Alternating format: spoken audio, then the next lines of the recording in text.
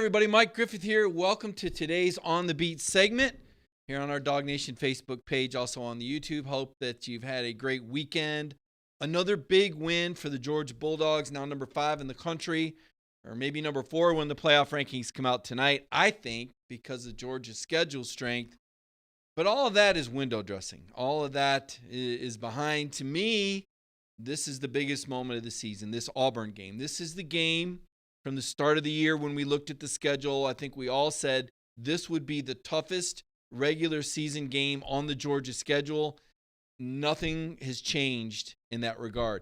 South Carolina was not as good an opponent as Auburn is going to be. Georgia played bad against South Carolina. Georgia had 4 turnovers to none against South Carolina. It wouldn't have mattered who they played in the SEC, except for maybe Vanderbilt. You can't win with a 0-4 turnover differential. It wasn't South Carolina, it was Georgia. Now, even if Georgia plays their best football, this is a game that will probably go down to the final possession. The Auburn Tigers, tough matchup. It's all about matchups. I will say this. I think Auburn, at Auburn, is a more losable game for Georgia than LSU would be in the SEC championship game because of the matchups. What does Georgia do well? When I think about this, I think about the Georgia pass defense. I think it's outstanding. I think it was the best last year. I think that's why they had Alabama shut down as long as they did last season.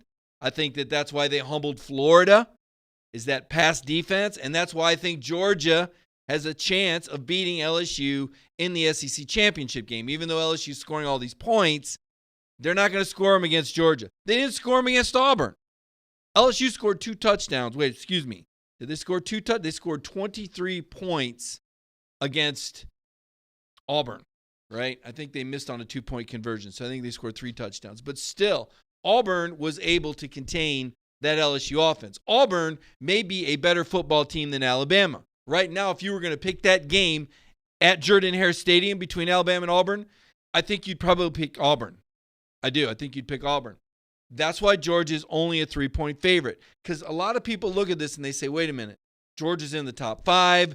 Georgia's got the number 1 defense in the Southeastern Conference. Why is Georgia only favored by 3 at Auburn? Well, 1, it's on the road. That's a factor at Jordan-Hare.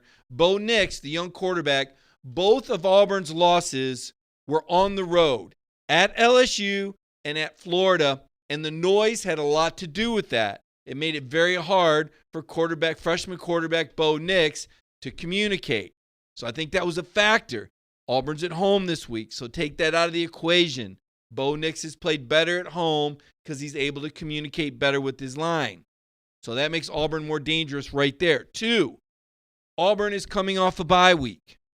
This is the 5th time that Georgia has played a team coming off a bye week. Now, 2 of those games, Georgia was also coming off a bye week against Florida and against Tennessee.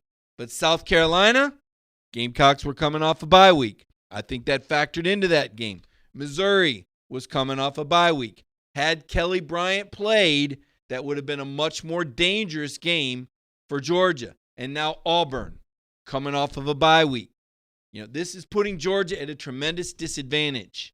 That's why I say this is the biggest hurdle to a potential national championship for Georgia. If Georgia loses this game, as things stand, and I could be singing a different tune after this weekend if there's enough upsets, but as things stand, if Georgia loses this game, they're pretty much out of the playoff. Even if they were to beat LSU in the SEC title game. Why? Because they would have 2 losses. Now, I know in 2017, we were talking about had Auburn beat Georgia, that they would have gone as a 2-loss team. But the landscape was different. As things stand, it appears that Oregon and Utah will both win out and meet in the Pac-12 championship game. So you will have a 1-loss Pac-12 team out there, Oregon or Utah. As things stand, Ohio State wins out and goes undefeated. As things stand, Clemson wins out and goes undefeated. There's 3 teams right there. Now, when you play this scenario of a 2-loss Georgia as an SEC champion, You still got a one-loss Alabama out there. Provided that Alabama takes care of business, Alabama might lose to Auburn. Let's just, for the sake of it, let's take Alabama off the board. So you've got a 2-loss Georgia, let's say a 1-loss LSU, and then the Big 12. This is where it gets interesting. Baylor is undefeated right now. They're going to play Oklahoma. We'll see if they stay undefeated. What about a 1-loss Oklahoma that's a Big 12 champ over a 2-loss Georgia that's an SEC champion? That makes me wonder a little bit, how would that work out? It's sticky. Whether you think it's this team, whether you think it's that team, the bottom line is you're holding your breath. And if you lose to Auburn, you don't control your destiny, even if you win out and beat LSU, which I think Georgia can beat LSU in the SEC championship game. It's a little early for me to forecast that right now because I've got to see what happens in this game against Auburn. And if they were to lose, I've got to see how the team responds. And if they were to win, I want to see the health. You know, Kirby Smart told us after the game that he thought all 3 offensive linemen that left the game against Missouri with injuries would be fine. You know Isaiah Wilson came back in at right tackle, so we know that Isaiah's fine. Cade Mays didn't come back in, but Cade Mays did go to the post-game interviews. I talked to him, had a story on him Monday. You may want to check it out. Cade's the what did I say? Oh goodness, I'm losing my loss for words. He's played every different offensive line position. Center, left guard, right tackle, left tackle, Swiss Army knife of offensive linemen. That's what I was saying about Cade Mays. We know that Cade is fine, but Trey Hill is a guy who did not come back in. He looked bad coming off the field, and while Kirby said he expected him to practice Monday and he'd have to wait and see, they closed Monday's practice. They've closed today's practice. That's not for publication. It's just for your knowledge. So we don't know if Trey Hill has practiced. Now, Cade Mays, I thought, did an adequate job at center. I thought he did it for a guy who had never played it since 6th grade in a game. Now, Cade had been taking snaps at center, but he hadn't played it in a game since 6th grade. And I think that Cade is a talented guy. But Georgia will not be as good if Trey Hill doesn't go. And even if Trey does go, you got to wonder how healthy he is. So your offensive line is not at optimal strength. Now, it's good you got Solomon Kinley back. Solomon started a couple games there at left guard. Of course, Andrew's having a great year at left tackle. Isaiah's fine at right tackle. We saw Ben Cleveland got SEC lineman of the week at right guard. But the center situation is not optimal. And this is the opponent where you needed your line to be at its best. Marlon Davidson and Derek Brown have both won SEC Defensive Lineman of the Week twice this year. This is the best defensive line that Georgia will face all season.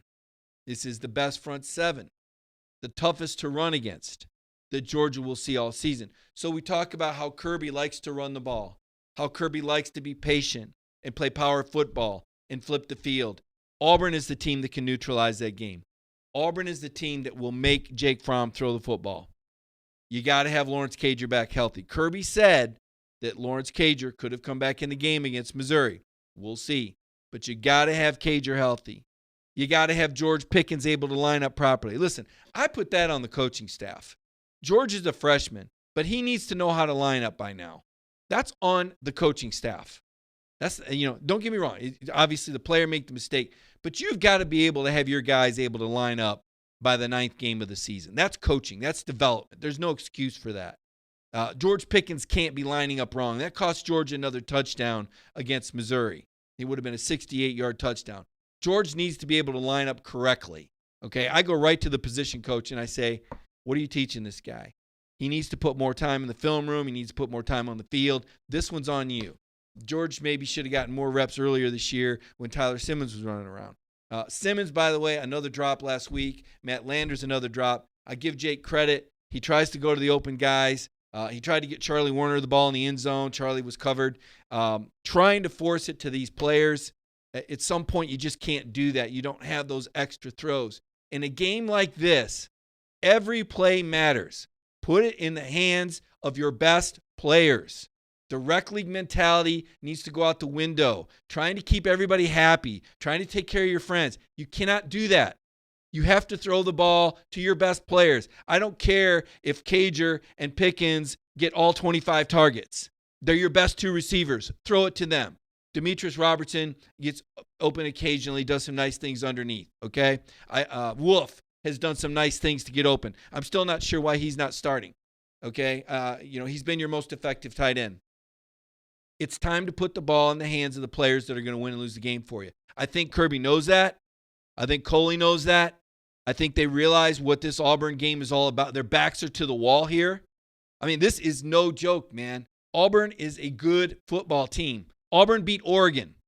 Oregon is a top 10 football team. Auburn beat them at a neutral site in Bo Nix's first start. This kid is capable of beating Georgia. I'm telling you, Georgia needs to play their best football game of the year to come out of here with a win. Jordan-Hare Stadium, in my opinion, and this goes back. Now, I covered Auburn. I was the Auburn beat writer back in 93 and 94. It's a long time ago. But one thing that hasn't changed since the start of my SEC career as a college football writer in 1993 at Auburn is that I believe Jordan-Hare is the best home field advantage in the SEC. Not because their stadium is any better. It certainly is not as aesthetically pleasing as Sanford Stadium. To me, Sanford Stadium has the best college football game day campus setting, bar none, in the country, which is why I fight the Jacksonville fight. Not that I don't like Jacksonville, just that I think Sanford Stadium is the best. And I will stand behind that. Aesthetically, it is awesome. Saturday night was a great spectacle at Sanford Stadium. But when it comes to getting those calls, when it comes to a rowdy crowd, when it comes to havoc in an environment, Jordan-Hare Stadium edges out the Swamp slightly. Those are by far the two most hostile environments in the league. I've seen those calls go so many ways. I know you're going to say Tiger Stadium, but Tiger Stadium at LSU, to me, not as consistent. Neyland Stadium, same thing, can be very loud, but not as consistent. But Jordan-Hare Stadium and the Swamp are always intense, always hot, fans combative, not a place you want to go wearing your team's jersey, which is something one of the Georgia players took note of. J.R. Reed said, you don't see a lot of red there. Auburn doesn't let a lot of Georgia fans in. Georgia fans have traveled incredible, like no other team I've covered this year.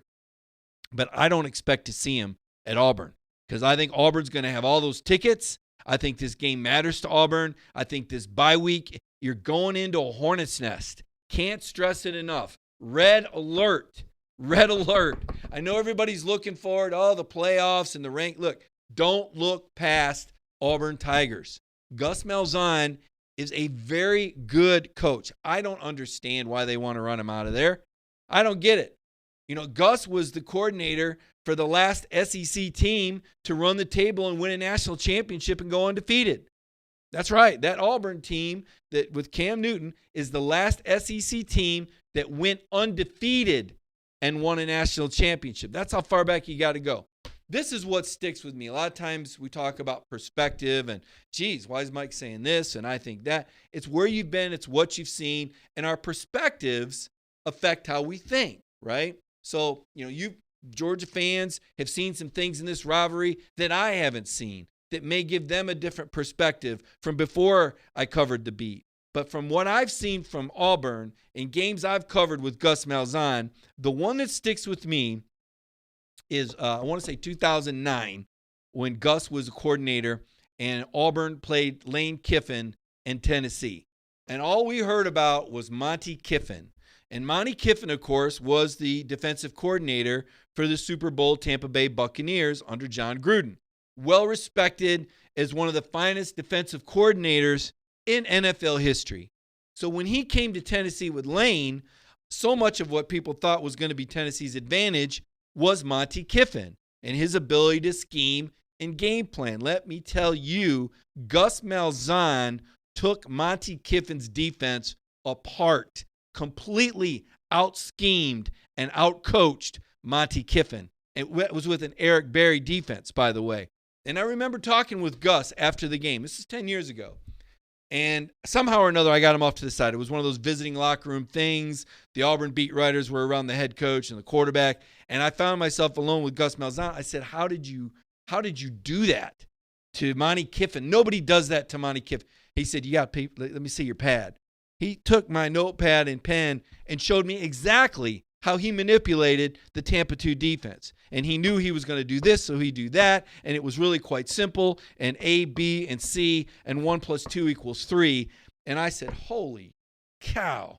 This guy, offensively, is on another level. So talking to Kirby Smart last year, and I remember this conversation, and Kirby said something to the effect of, you just want to survive Gus in the first quarter until you figure out what he's doing offensively. Kirby's got a great mind. Kirby is a fantastic defensive coordinator. Listen, I give Dan Lanning as much props as anyone. Dan Lanning will be a successful head coach in the next 3 or 4 years. Don't get used to seeing him around because he ain't going to be here. All right? He is a great coach, full of energy. He will be leading another program in the next probably 2 or 3 years. He will be hired away. It just depends on whether Dan wants a medium conference job or whether he holds out for a big job. He's headed for big things. But make no mistake about it, Kirby Smart is the defensive guru on this staff. This is Kirby Smart's defense. And I don't think that there's any coaches in the SEC as good as Kirby when it comes to the defensive scheme and what he does with his secondary. I think Kirby is brilliant. But Kirby knows what Kirby knows, and Kirby knows what he doesn't know. And Kirby knows that Gus Malzahn is a tough matchup. And so I brought it up again yesterday at the press conference. I said, is he really that different? Is he really that good? And Kirby said, yeah, he is. And he explained how Auburn is able to press the perimeter in a different way than a lot of other programs. And you can't sell out to stop their run between the tackles because of the way Auburn can scheme and get to the perimeter. I don't understand it. I can't claim that I've mastered the Gus Malzahn offensive philosophy. I just know that listening to Kirby Smart and listening to J.R. Reed, and J.R. said it. J.R. said, we need guys in the film room this week because what Auburn does, you don't see it in the NFL and you don't see it anywhere else in the SEC. Auburn does things different offensively. Gus Malzahn is a very good offensive mind. Now, Georgia has out-recruited Gus and Auburn, and that's been a factor. Obviously, the George Pickens flip. A lot of attention being paid to George Pickens. You might have saw Connor Riley's done a couple stories on him since the game Saturday. George was an Auburn commitment that was flipped on signing day. Confession here. I didn't think the Pickens flip would mean as much as it did at the time because typically freshmen, they need time to learn the offense. Not just how to line up properly. You heard me earlier in the show calling out the coaching staff for George Pickens not knowing how to line up 9 games into the season. But typically, they don't even have Pickens is so much more of a talent than I realized. He's the best freshman receiver talent that I've seen since I've covered football in the SEC in 1993 on the Auburn beat. The catches George makes, the body control, the mentality that he plays with, he's so aggressive, physical, dynamic. He's got that factor that you see in the great ones, in the best receivers. They're tough guys. They're combative guys. They're physical guys. George Pickens is on his way to greatness, provided that he takes care of himself off the field and learns to control his emotions a little bit better between the lines. He is dynamic. He is a game changer. This game could come down to George Pickens. That's how good he is. Think about that flip. Think about how motivated Auburn's going to be against George Pickens. Think about how emotional George Pickens is going to be playing against the team that he was committed to. Something to watch for. Big factor. Lawrence Cager, we've said it before. He's got to play. He's become your go-to guy. Now, I heard from someone in the NFL the other day, and this surprised me. And I'm sure Lawrence is aware of this. For as big as Lawrence is, and as good as his hands have been, and the jumping ability, remember, this is a guy that high jumped 6'9" in high school. NFL's worried about his speed. They're saying if Lawrence doesn't crack a 4.7, he's going to fall.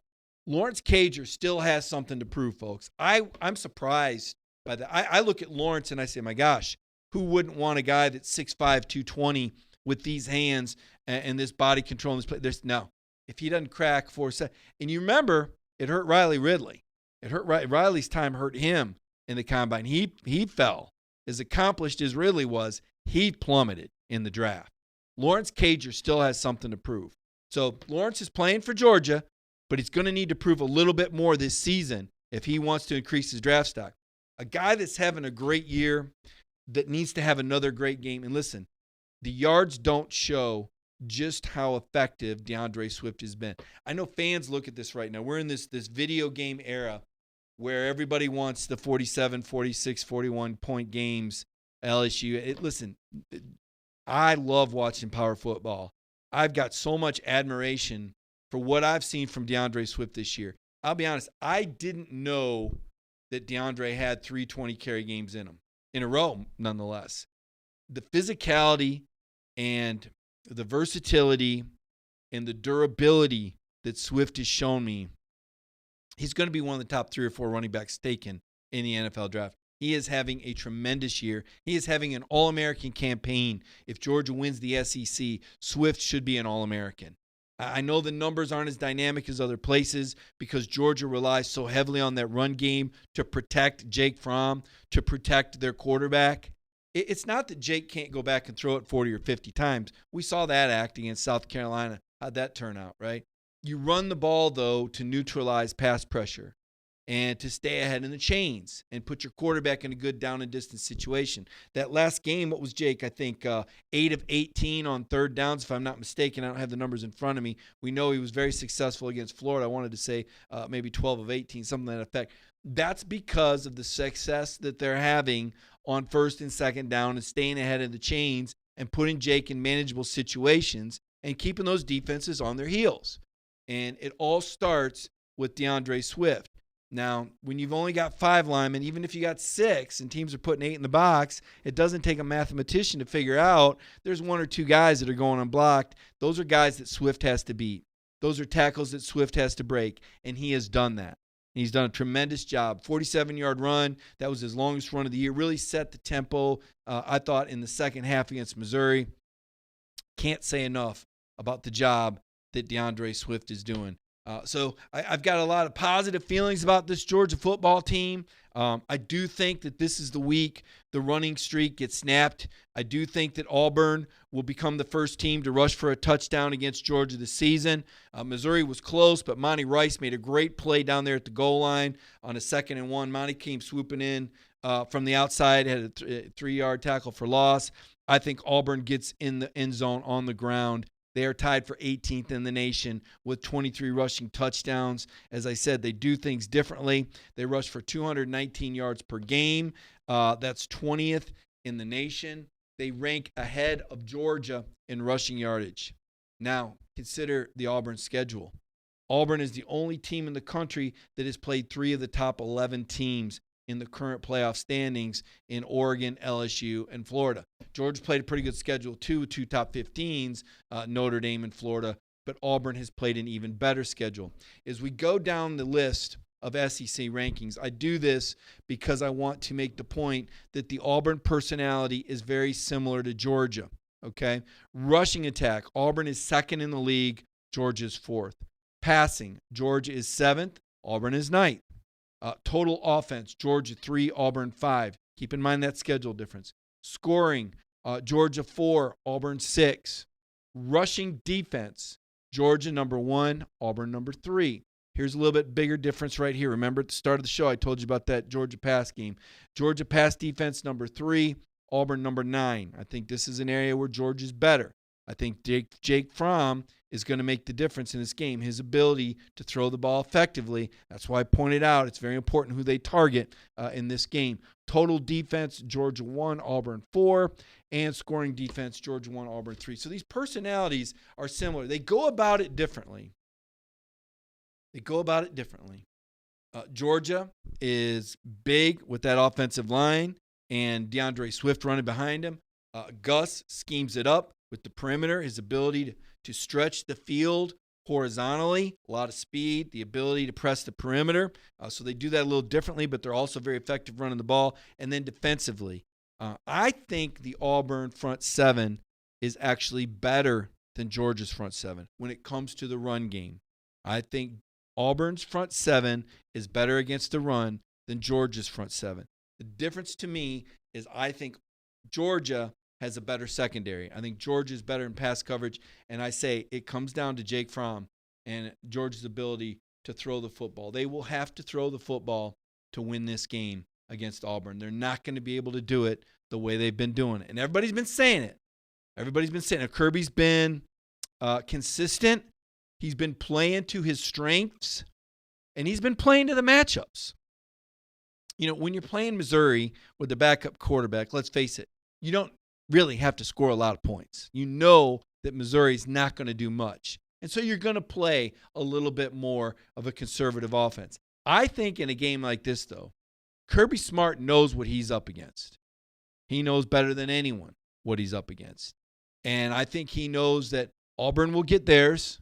I don't think they're going to score a lot, but he also knows it's going to be tough sledding between the tackles. I expect this to be a very close football game throughout. I think that Kirby's formula of figuring Gus out in the first quarter, if Georgia can stay tied or within one score in the first half, then I think this is a game they can win in the second half. But I think they're going to have to win it in the second half. I'm going to go to your questions now. I guess I've thrown enough of my opinions out there. By the way, basketball tonight, 7 o'clock against the Citadel. Tom Crean's team tries to go to 2-0 with Anthony Ant-Man Edwards. He is a lot of fun to watch. If you get a chance, catch that game. I'm looking to see if that game's on television. SEC Network Plus, so you'd have to stream it, I guess. Not going to be on television yet. Let's see here. What do we got for our comments on Dog Nation on today's On the Beat segment, brought to you by Ingalls. I appreciate you joining me each Tuesday in this noonish hour. Let's see, not coming up here for some reason. I'm not sure where my stream is at on the questions here. Might have a technical issue trying to find the Dog Nation stream on the Beat segment.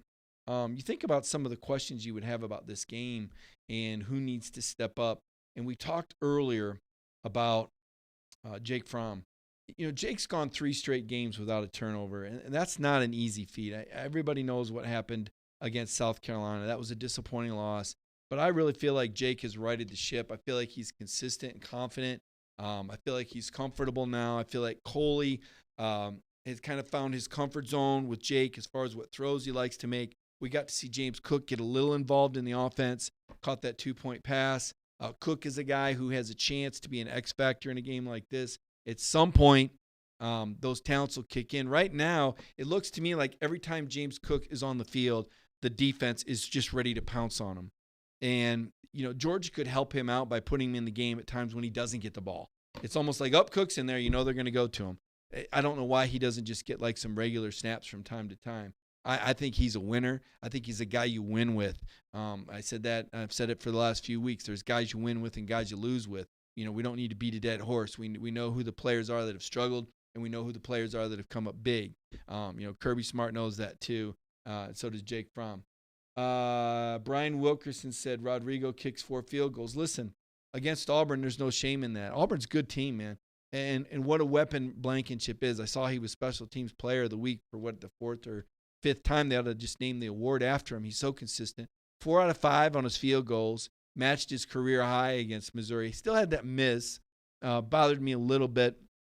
I don't like to ever see him miss. Rod says the same thing. Every miss bothers him, whether it's the first quarter, it's the overtime against South Carolina. All missed field goals bother him. His job kicking off that he does there, putting it in the end zone, don't undervalue that, because some of these teams like Auburn, with all the speed the Tigers have, that the kickoff return can be a deadly play. So Blankenship is a weapon. I also think Jake Camarda's improvement has been very important. Al Key says Walker and Smith have to apply pressure on Bo Nix. If he's pressured, he'll throw it up for grabs. Al, here's the thing about that. George has got to stop the run on 1st and 2nd down, or it doesn't matter. Okay, what South Carolina did, it wasn't like South Carolina had a banner offensive day, but they did beat Georgia, and they did just enough on offense. They didn't have any turnovers, 1. So that's the first thing you got to look at in this game. The turnover factor will be big in a game like this that figures to be low scoring. But 2, it's which team can run the ball better. And the reason we say that is what I was saying earlier. If you're able to get 4 yards on first down and you're facing a 2nd and 6 or a 2nd and 5 or a 2nd and 4, now the defense can't pressure your quarterback because they got to be ready to play run. So you talk about putting pressure on the quarterback. First things first, you got to put him in passing situations, and you got to be able to stop that Auburn run game. And that's what we were talking about earlier, is just how effective Gus is with his ability. Auburn has a better run game than Georgia right now statistically, and they've played a better schedule. So that tells you a lot about the Georgia run game. So if they can put Nix in a passing situation, that's number one. First things first, stop the run. Once you get him in a pass situation, okay, then maybe you apply the pressure. But first things first, you got to put that kid behind the chains. Phillip Jordan-Wells, I agree with Phillip here completely. The best formula for a win for Georgia is getting up on Auburn. This is not a team you want to be playing from behind on. But even more so, I know everybody, well, of course, you always want to be in the lead. No. More so against this team because of their defensive front. You fall behind by more than one score. You put yourself in predictable pass situations. You're asking for the upset. And it's not that much of an upset. The line is 3 or 2 or whatever it is now. It's not that much of an upset if Auburn beats Georgia. You need to recognize that. This is a tough matchup. I said it earlier. I'll say it again. Georgia matches up better with LSU than they do at Auburn. I would take the chances of Georgia beating LSU on a neutral site over Georgia winning at Auburn. I think that's more likely. That's where I'm at with it, because Auburn matches up that well. This is it. This game is the season. I can't stress that enough. Kirby knows it. His players know it. Look, they've played Auburn. A lot of these guys remember getting their butts stomped down there 2 years ago. That wasn't a fluke, folks. What did Chubb have? 11 carries for 27 yards? I mean, they got handled. And that was the best team in the country in 2017 that went down to Auburn and got manhandled because of Jordan-Hare, because of Auburn, because Auburn does this. This is a tough program. Now Auburn they've had their games where they cashed it in. Right? Last year against Tennessee, they didn't show up. All right? They'll quit on you. But right now, they ain't quitting. Right now, they're smelling blood. They got Georgia and they got Alabama at home. And they ain't going quietly. They got talent. They got blue-collar guys. They're sick of hearing about Alabama. They're sick of hearing about LSU. And Auburn has a chance to make a statement on national television against a Georgia team that, let's be honest, even when they played their best, they still had Florida in the game. If Wolf doesn't make that catch, Florida still gets the ball back with 2 minutes left and a chance to tie. Georgia has not put teams away. This Georgia team has not gotten to the point where anyone is comfortable with them. Nobody feels like Georgia has the game control that they had in 2017, even last year's team. This Georgia team, it's been frustrating because they've been growing incrementally. And you're just waiting to see that convincing program win when you say, there it is. They've put it all together. They haven't remotely come close to that. Jake Fromm even said it. Jake said it after the game. Look, we're close. It's close. Everybody knows we can play better. A lot of people went after Jake on social. Well, then do it. You're awful. You're not as good as we. Listen, this is a byproduct of attrition, okay? It's a byproduct of an offensive line that has not been able to stay healthy. I think you've only had 2 games where all of your starters have started on the offensive line, maybe 3 now, okay, that you've had the Great Wall intact. All the other games, somebody's been missing. As I said, Cade Mays has been the Swiss Army knife. So it's a byproduct. The offensive line hasn't been as dominant as thought because they have not stayed healthy all year. But the biggest difference is in the receiving corps. You lost 5 top pass catchers. You replaced them with guys that have gotten hurt. Tyler Simmons was supposed to have a great year, but he's hurt his shoulder in his second game. He's been playing with a brace. He's been as much a liability as a help when the ball's thrown to him. He's still blocking downfield. He was still one of Kirby's players of the week. He's still doing the blue-collar work, the dirty work. He's still a great football player. He's still a good leader, but he can't help you in the pass game. Okay? Matt Landers, I don't know what to say. It's year 3, and it's not happening. It's not working. Nothing would surprise me with Landers moving forward. Lawrence Cager has been injured. He's had a separated shoulder since the start of October. He's played through it, but he gets knocked out of games. What happens if he gets knocked out at half against Auburn? George Pickens, it's the 9th game of the year, and his receivers coach doesn't have him lining up right yet. 9th game of the year, folks. Blaylock, every time he touches the ball, he does great things. Beyond me, why he's not in there more, why he doesn't catch it more. Charlie Warner's not catching anything. He's not getting separation. Jake wants to get it to him. It's not happening. Eli Wolf has been a nice surprise. Probably a little underused in my opinion. Swift has had a great year. Harrion has been everything that he should be and even more. Harrion has caught the ball better than I ever thought and played himself onto a bubble for the NFL draft. James Cook has been underutilized. Zamir White's not there yet. The vision's not there. He's not going to get enough carries to feel comfortable. He's a short yardage guy right now, but not a guy that can do the things that Swift and Harrion can do. That's where you're at offensively.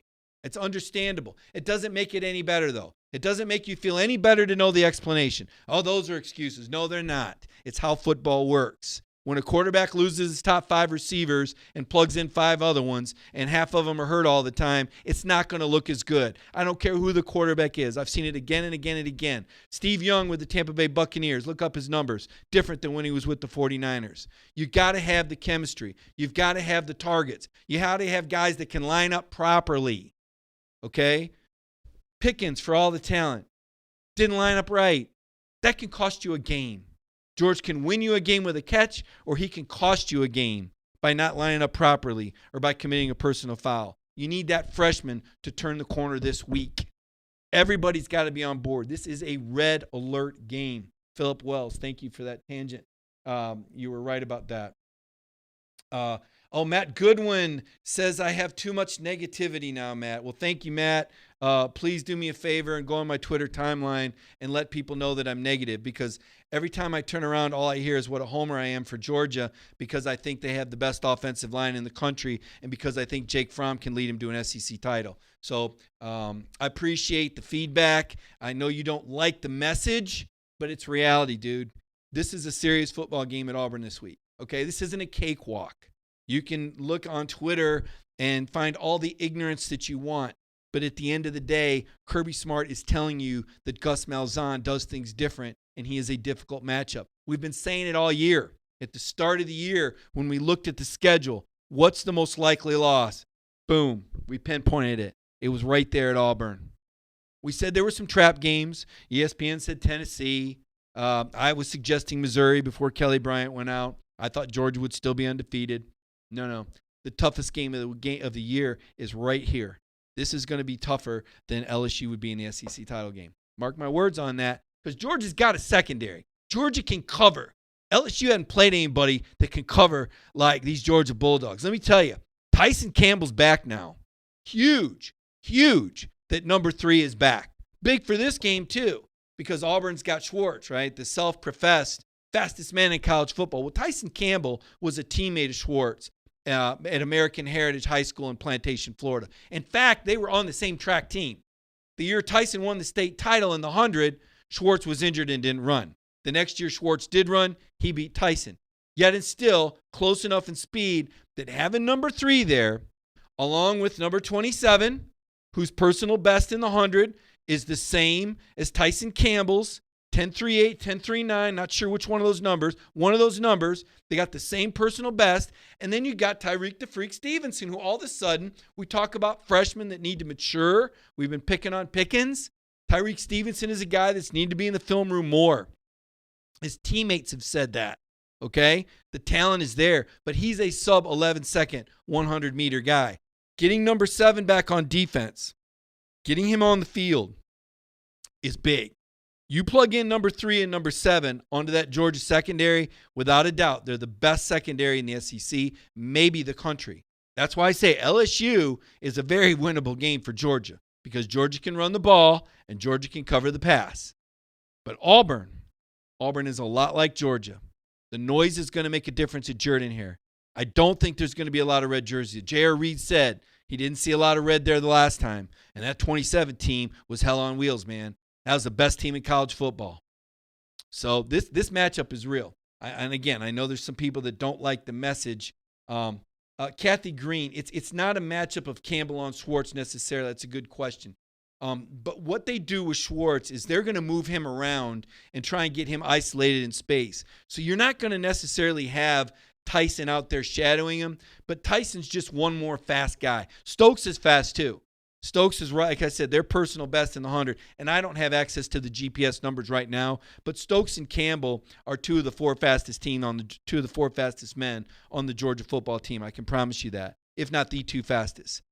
So just having another flyer out there makes a difference when you've got a speed guy that they can move around. You just want to have as many good pieces as you can. Every player makes a difference in a game like this. Every single individual matchup makes a difference. It's a team game, and what Georgia's done defensively that's made them so good is they've been very assignment and gap sound, okay? As Kirby said, there's no real stars. There's no first-round picks on this team, probably no second-round defensive picks. There's probably no second-round defensive picks either. Reed's probably third or fourth rounder, depending on what he does at the combine. Crowder, again, trying to work his way onto that draftable bubble, trying to get in the Senior Bowl. Those invites are being accepted right now. Keep your eye on that. That's always a telltale sign of who's draftable. Georgia, some guys on the fringe. But the individual matchups, and they're going to change from play to play. So Kathy Green's question, legit there. Right, when is he going to get Bowling to play wide receiver? Wouldn't that be nice? Amos Williams said 2017 team was not focused that day, caught up with the hype.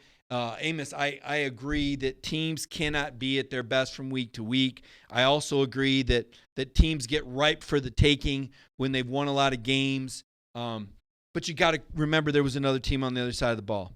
And it took Auburn to force their will on that Georgia team. Now, I believe they were actually ranked number 2. We did some research on this. I think they had actually fallen to number 2. But your point is well taken, that Auburn might have been the sharper team. And all I would tell you is that for all that Georgia is playing for, remember that Auburn has had a bye week. This will be a rested football team that Georgia is playing on the road. Those are two big advantages, to be at home and to be rested. Listen, I'm not sitting here telling you that Georgia can't win this game or that Georgia won't win this game. What I am telling you is expect it to go 4 quarters. Expect Georgia to get punched in the mouth. And if Georgia wins this game, we'll all say at the end of the day, wow, Georgia played their best game. Because I think it's going to take their best game of the season to beat Auburn on the road. A rested Auburn team. DeMario Jones, get Pickens and Robertson involved. Couldn't agree more. Use your speed against their speed. Whereas Auburn weak in their secondary, right? But we know that Kirby's not going to go out there throwing it around the park. He's going to want balance because you don't want Jake getting hit. You lose Jake Fromm, turn the music off, the party's over, put the potato chips away because the police just showed up and it's all over. It's done. Shut it down. The party's over for Georgia if Jake Fromm goes down. Okay, so number one, you've got to protect Jake. And protect Jake from Jake, by the way. Jake took off running and had a 16-yard gain on a scramble against Missouri. And I'm holding my breath going, slide, Jake, because if you take the wrong hit, it lights out for Georgia football. And we're talking about national championship. We're still talking about at least I am. I know there's been a lot of doubters on Twitter. I see him on Facebook threads. When Jake tells everybody they haven't played their best game and that they know and I see people that are doubting him and I still see I see the negativity. Listen, at first I was surprised. I said, I didn't think I'd see this from Georgia fans, but every fan base on social media has a faction that gets real negative real quick, and they're loud and they tweet a lot. Most of them don't use their real names, but every fan base has that. Okay, so it's not that Georgia fans, aren't good fans or any worse than anybody else. The boos against Kentucky was that was from the student section, but still that was a little offsetting. It was disappointing knowing how hard this Georgia team has worked and how far they've come to become annual contenders. Not something you would expect. Hope I don't hear that again. Surprised me. You saw Kirby Smart talking about taking Jake Fromm to lunch and believing hey, remember, these are still people. Okay, and Jake's the kind of guy that wants to please everybody. I know most of you haven't met Jake in person, but if you had, you would know Jake is a pleaser. Okay, Jake wants to say the right thing. Jake wants to do the right thing. Jake wants to please his coaches. Jake wants to please his teammates. Yes, Jake cares what the fans think. Yes, he does. Maybe he'd be better if he was, some swag guy that didn't give a damn. But that's not who he is. He cares. He loves Georgia. It matters to him. It bothers him. He doesn't want to say it, but it does bother him. He wants people to think good of his offense. He wants to make good decisions. He doesn't want to turn the ball over. He's a perfectionist. That's why he works so hard. That's why he's so well drilled. Jake Fromm can't do well enough in his mind. He was upset after the spring game, for goodness sakes. So the boos, yeah. You're not helping your team doing that. Oh, I wasn't booing him. If you're booing in the direction, they all absorb it. They all absorb it differently, okay? But getting back to my point, every fan base has got the Chicken Littles that see the sky falling every week, every one of them. If Georgia loses this game, it won't be because Kirby Smart hasn't coached them well. It won't be because the players haven't worked hard. It'll be because they caught Auburn at the wrong time and because Auburn had a better game. That's how it'll happen. Not because Georgia's not a good team, not because they're not well coached, not because the kids don't care, not because he should change the offense. No, that's not how it works. It's football. Somebody wins and somebody loses. And over, whatever team I've covered over the years, it amazes me. Everybody thinks their team is the one that's entitled. Everybody thinks that Alabama thinks they weren't. They were Alabama fans freaking out that they lost to LSU. LSU fans think, they should win. The world's at their feet. Auburn fans are talking about firing Gus Malzahn. The guy's 7-2 against the toughest schedule in the country, and he's getting ready to give Georgia all he's got. And people want him. Who do they think they're going to hire? It's amazing to me, the expectations and the way that they come out on social media.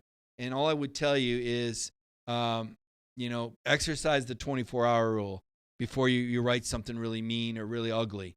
Otherwise, you're going to probably regret it. You're going to feel bad about it. You don't want to represent yourself or your fan base that way, right? So, yeah, I know there's a lot of doubts about Georgia. There's equally people that are upset when I talk about the concerns in the game. It's just such a wide spectrum. You're going to see it all, and you're going to see it all in every fan base. I still think to a lesser degree with Georgia, though.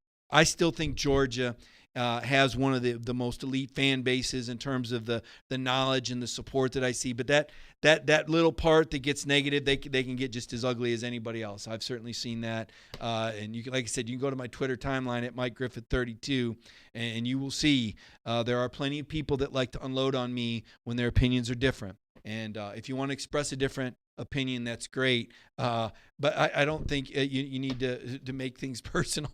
They do, though. I guess that's just the nature of it. Listen, this game's going to be personal. And as a sports writer, I can't wait for a game like this because I know that every play matters. I know that every play is going to matter at Jordan-Hare Stadium. I know that Jake Fromm is intent on playing the best game of his career. When he came out of that game against Missouri, talking about how close they were, Jake believes it. We may see the best game of Jake Fromm's career. I don't know if we're going to see the best numbers, but I predict you will see a razor-sharp Jake Fromm. Now, my question is, will the receivers run the right routes? Will they catch the passes? Will Cager be healthy? Will Pickens line up properly? And then defensively, are they going to be able to slow down that Auburn run? Auburn can really run the ball. Gus Malzahn can really scheme you up. You have really got to be assignment sound. You got to see some guys making tackles in the open field. How effective can Tyson Campbell be? This guy is the real deal. He is an NFL player. Tyreek Stevenson is a future NFL player. Has he put his time in the film room this week? They need those guys to produce. This is going to be a great football game. I'm going to cut it off right here. Getting myself too worked up about this game. Can't wait to see it. We'll talk to Kirby tonight. I've got some questions for Kirby Smart, more about this Auburn run game. Very intrigued by the things that Auburn does differently to press the ball on the perimeter. Gus Malzahn, again, I think he's an offensive genius. I'm not saying that makes him the world's greatest head coach, but I have seen him take apart great defensive coordinators right before my eyes. He hasn't done it to Kirby, but Kirby knows there's going to be a challenge here. There'll be a time of adjustment. It's going to come down to blocking and tackling. I think Jake Fromm plays great. And I think this game goes to the fourth quarter. And right now I've got it at a toss-up. And that's where I'm going to end it here today for the Ingles on the Beat segment. Have a great week. Stay safe. It's gotten cooler out. Roads get a little slick. Be careful. Watch the game. Enjoy the game. Georgia football. Been a blast this year. We'll be back next Tuesday. More Georgia football on the Ingles on the Beat.